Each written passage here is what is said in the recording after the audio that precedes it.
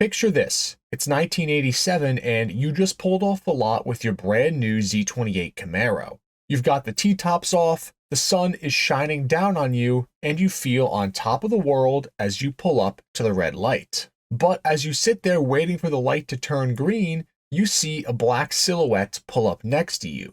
Now you can tell that it's a Buick, which looks to have some custom black accents on it. Nonetheless, it seems like an easy kill for the new Camaro. And bang, the light turns green, you drop the clutch expecting to leave what you thought was Grandma's Buick in the dust. But that blacked out Buick starts pulling hard, and just after a few seconds, it's already a car length ahead, and the gap is only getting bigger. You let out, unsure of what happened to where your brand new Z28 just got walked by a Buick. You make excuses saying that he must have had some crazy big block under the hood to justify why you lost. But in reality, that was just what made the Buick GNX so legendary. This blacked out coupe, with the help of some period ECU chipping and minor mods, quickly became one of the fastest cars on the street, all while having 2 less cylinders than its other American counterparts.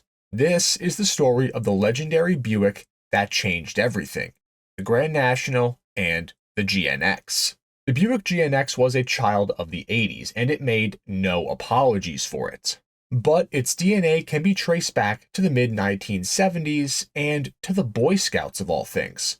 Around 1973/1974, Ken Baker, who was an engineer for Buick, started up a Boy Scout Explorer project within his engineering area at Buick. The Explorer program was essentially a work-study program where the youth of the area could gain real-world experience and hands-on skills before their professional careers even started. And the project that Ken determined for said program would be to turbocharge the Buick V6, which had recently been brought back to provide a more fuel-efficient engine option for a country in the throes of the gas crisis. They cobbled together parts and they were able to build a turbocharged version of the 3.8-liter or 231 cubic inch Buick naturally aspirated V6, which was then stuffed into a Skylark donor car. The final product caught the eye of Lloyd Roos, who was the chief engineer in charge at Buick, and he saw potential. Internal resources were shifted around, and in short order, work began on creating a potentially production-ready version of this motor to bring to the masses. Now, in the 70s, American cars and turbochargers really didn't go together that often. Sure, there was the turbocharged Corvair way earlier, and there was the Yanko Turbo Vega. But overall, turbos were pretty untapped as a potential power adder for American cars. So Buick, committing to providing the funds and R&D time to put behind this idea, showed just how outside of the norm that they were willing to go. Just like the REDTIGER F77 dashcam, who is today's video sponsor. It's no secret that a lot of people these days just can't drive, and the last thing that you would want is to be on the hook if you got into an accident because you can't prove to your insurance company that you were not at fault.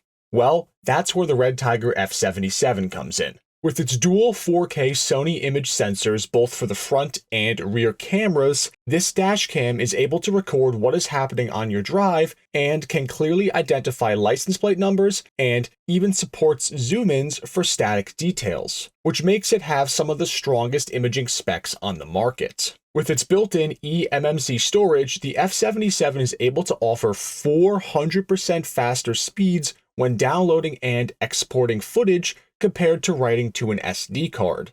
It would be terrible if you got into an accident and you went to check the SD card to see the video and it turns out it didn't save properly at the time of impact. Well, with the F77 dashcams, that is not a problem, even if the collision is at night, because the F77 cameras come equipped with built-in night vision technology, which ensures that the reflection of other cars' lights or the low light of night itself do not interfere with your crucial footage. With voice activation and a host of other features, the F77 makes for an amazing choice for your dashcam.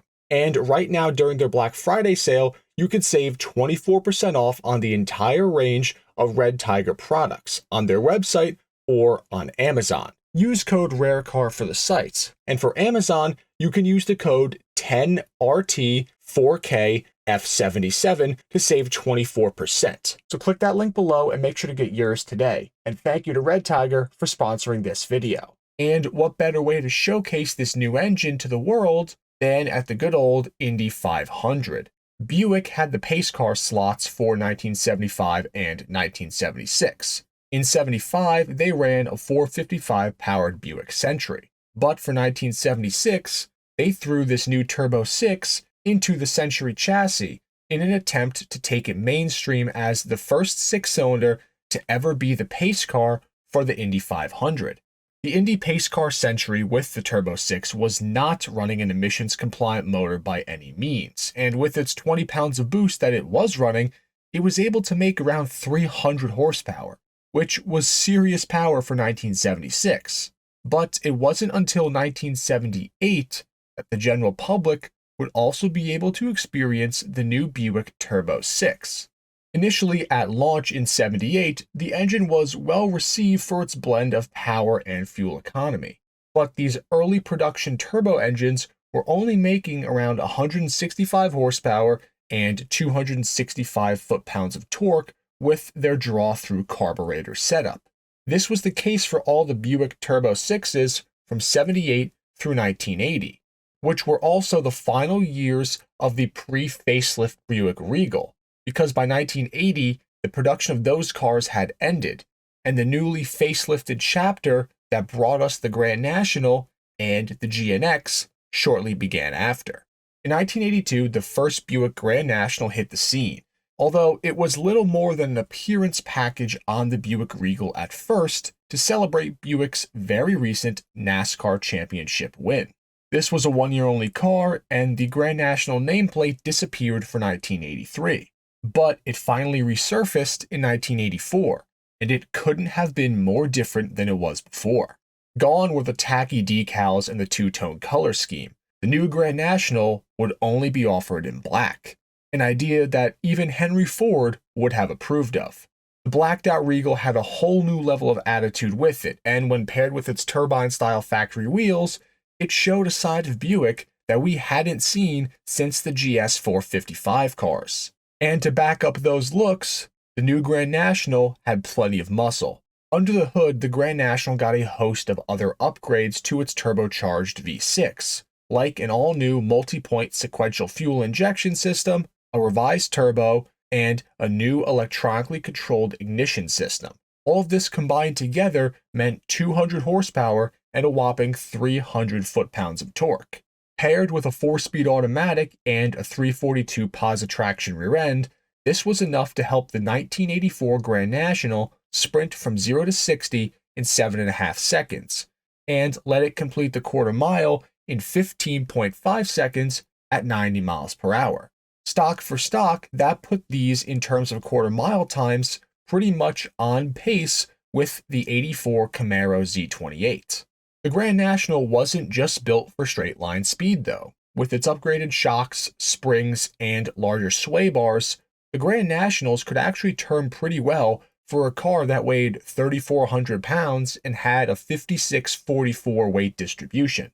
What you did get with the Grand National, though, that you didn't get with a Camaro or Trans Am, was comfort.